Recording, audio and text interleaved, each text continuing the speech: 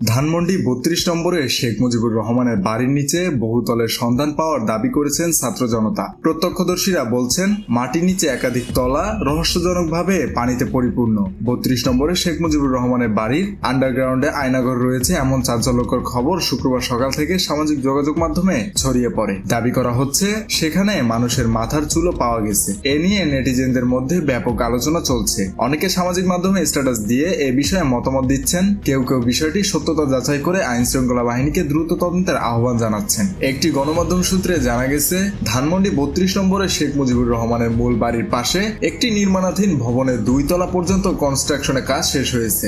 ভবনটির আন্ডারগ্রাউন্ডে আরো কয়েকটি ফ্লোর রয়েছে। ৩ তলা পর্যন্ত নিচে নামার পর এটি মূলত একটি পার্কিং এরিয়া বলে মনে হয়েছে। তবে এর নিচে আরো একাধিক ফ্লোর থাকার সম্ভাবনা রয়েছে। ৩ তলার নিচের ফ্লোর পানিতে পূর্ণ থাকায় কেউ কেউ সেখানে নামার সাহস করেনি। স্বচ্ছ পানির কারণে নিচে যাওয়ার সিঁড়িগুলো স্পষ্টভাবে দেখা গেছে, যা ভবনের আরো গভীরে ফ্লোরের অস্তিত্বের ইঙ্গিত দেয়। প্রত্যক্ষদর্শী বলেন, বাড়ির নিচে আমরা কয়েকটি কক্ষের সন্ধান পেয়েছি, কিন্তু সেখানে প্রবেশ করা সম্ভব হয়নি, কারণ পুরো জায়গাটি পানিতে ভরা। এটি খুবই সন্দেহজনক। ছাত্র জনতার দাবি, এক গোপন কাঠামো সম্ভবত আয়নাঘর হতে পারে। সামাজিক যোগাযোগ মাধ্যমে এই বিষয়টি নিয়ে ব্যাপক আলোচনা চলছে এবং প্রত্যক্ষদর্শীরা মতামত দিচ্ছেন যে তদন্তের মাধ্যমে এর সত্যতা যাচাই করা প্রয়োজন। বুধবার রাত থেকে বাড়িটিতে ব্যাপক ভাঙচুর চালানো হয়। বৃহস্পতিবার, শুক্রবার গড়িয়ে শনিবারও সেখানে মানুষের ভিড় ছিল।